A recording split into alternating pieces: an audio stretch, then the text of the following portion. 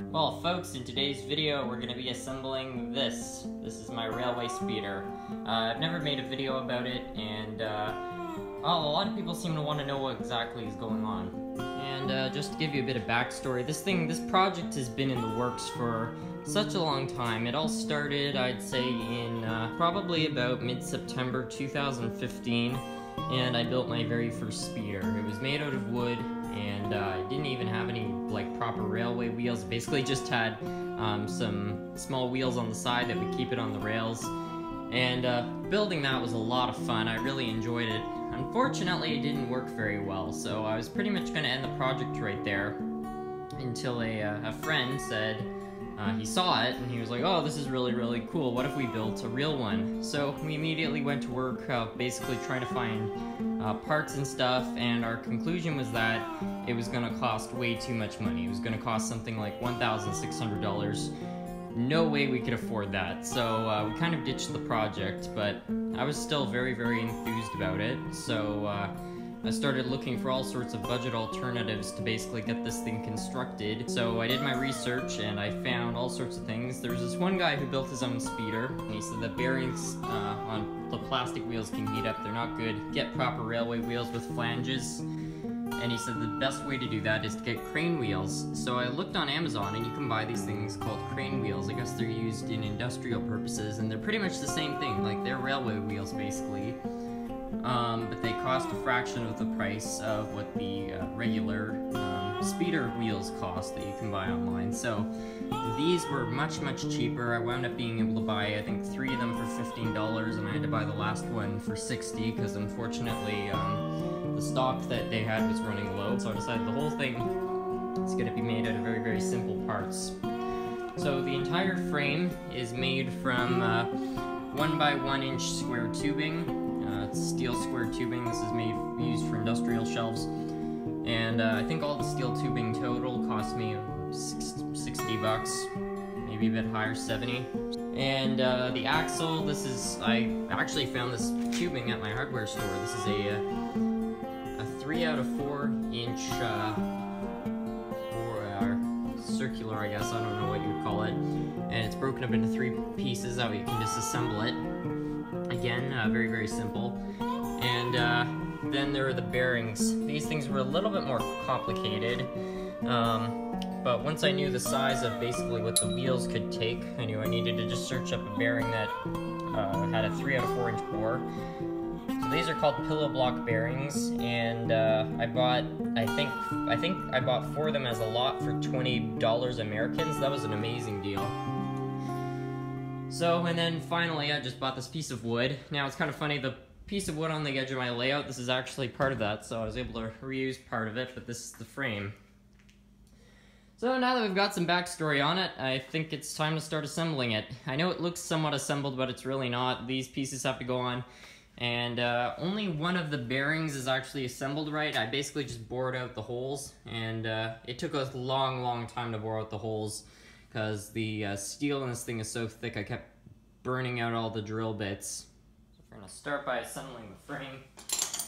Just got these bolts. That was the other thing. I wanted to make sure that this thing would involve no welding whatsoever, because I don't have a welder, nor have I ever welded anything, so just wanted to go with something that I was somewhat familiar with.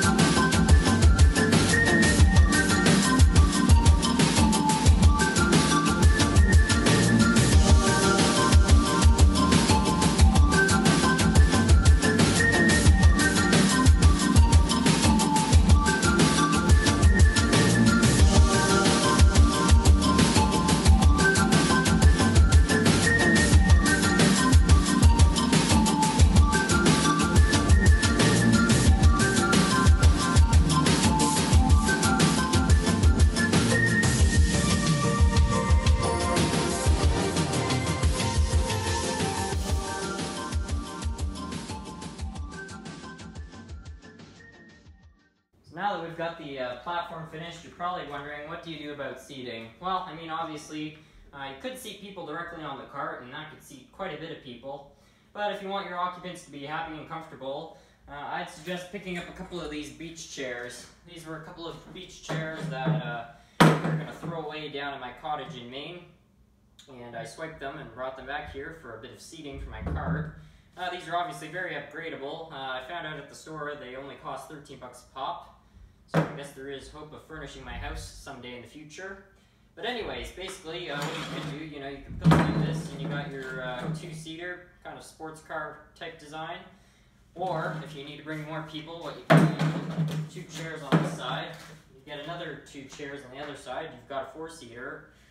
Or you could leave the chairs in this configuration, ditch the other two chairs, and let's say you want to go out for a long date with someone, you can bring your classic 1970s cooler. And, well, obviously, you're going to have plenty of storage for all your favorite beverages, so you got your beverage cooler right beside it. And you also want to bring your favorite dog, Fido, along for the trip, so plenty of room for your dog.